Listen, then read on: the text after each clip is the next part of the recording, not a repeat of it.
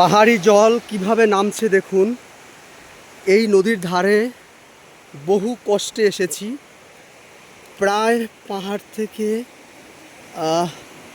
ভীষণ ভীষণ নিচে ওই উঁচুর থেকে নেমে এসেছি এই এই দৃশ্যটাকে তুলবার জন্য। এত স্রোত, এত স্রোত, মানে ভেবেছিলাম একদম নিচে নামবো, কিন্তু এত স্রোত আমি ধরতে পারবো না। আসছি,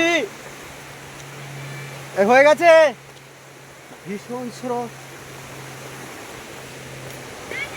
এই তো এত স্রোত, সবাই ভয় পাচ্ছে, ডাকছে আমাকে। এইরকম সরু পথ, এই আলের মতো পথ থেকে যাওয়া সত্যি ভয়ঙ্কর। আর বিষধর সাপ এখানে প্রেজেন্ট।